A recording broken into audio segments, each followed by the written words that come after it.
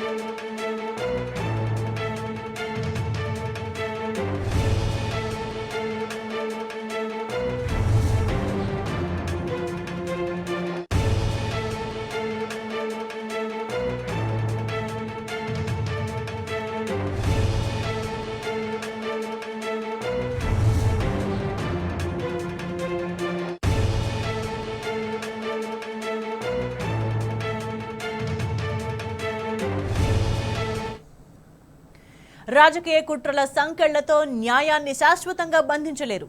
Political డ్రామాల jail గోడలు నిజాన్ని ఎప్పటికీ నిర్బంధించలేవు.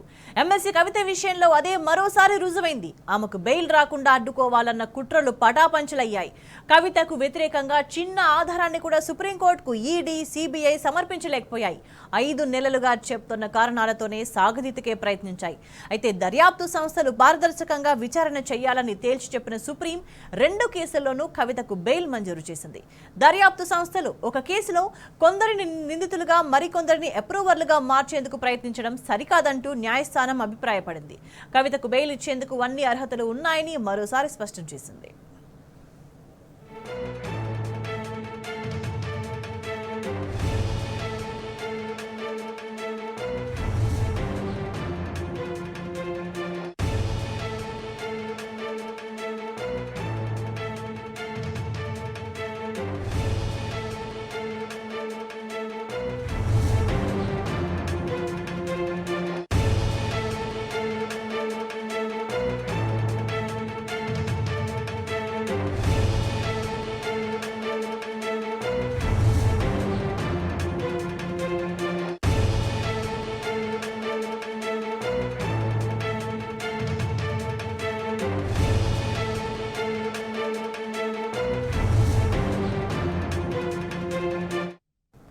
మద్యం పాలసీ కేసులో కవిత తరపున ముకుల్ రోహిత్ కి సుప్రీంకోర్టులో వాదనలు వినిపించారు. ఈడీ కేసులో కవిత 5 నెలలుగా జైల్లో ఉన్నారని కోర్టుకు తెలిపారు.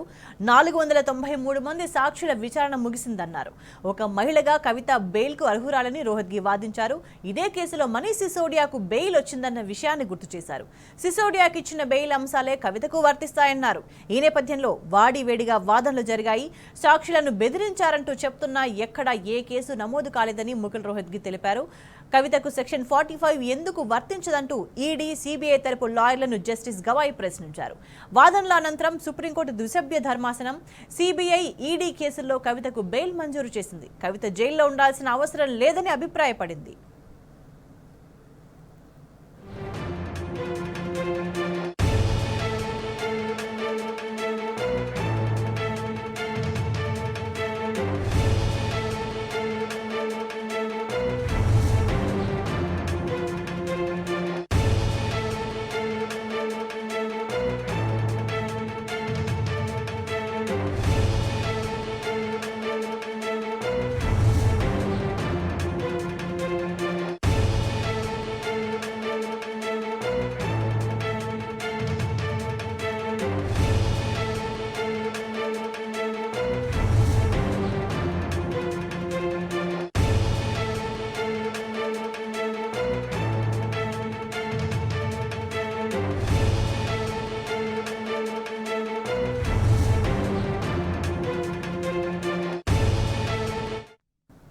నిజానికి కవితపై కేసు ఓ రాజకీయ పన్నాగం.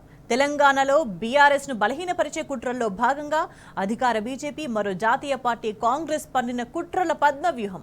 కేసీఆర్ ను ఎదుర్కోలేక ఎమ్మెల్సీ కవితను టార్గెట్ చేశారు.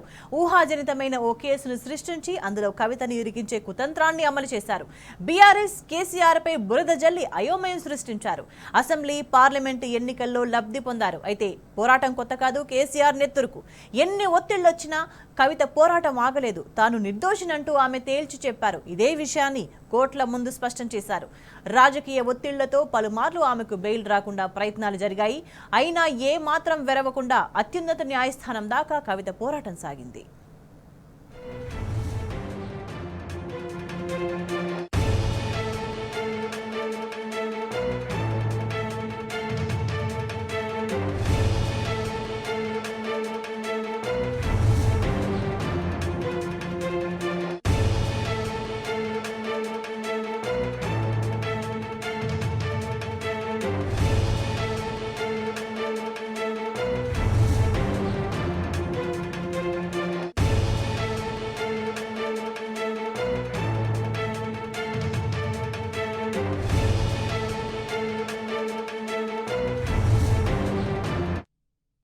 కవిత ది ఫైటర్.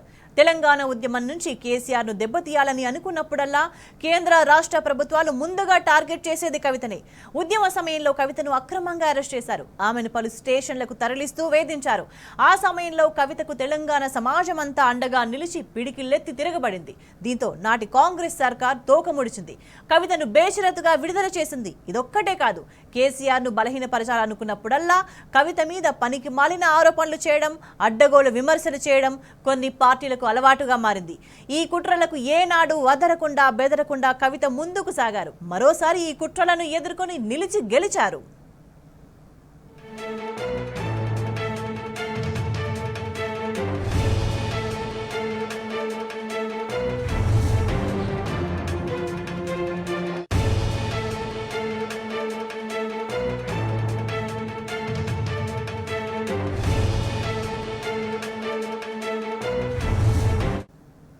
తెలంగాణ వచ్చాక కూడా కేసీఆర్ ఉనికిని ఆంధ్ర పార్టీలు సహించలేకపోయాయి.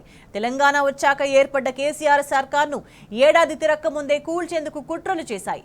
వాటికి కేంద్రంలోని బీజేపీ సర్కార్ పూర్తి అండగా నిలిచింది. ఆ కుట్రలను బద్దలు కొట్టిన కేసీఆర్ ఆ పార్టీలను జనం ముందు దొంగలుగా నిలబెట్టారు. ఆ తర్వాత 10 ఏళ్ల పాటు కేసీఆర్ తెలంగాణకు రక్షణ కవచమై నిలిచారు.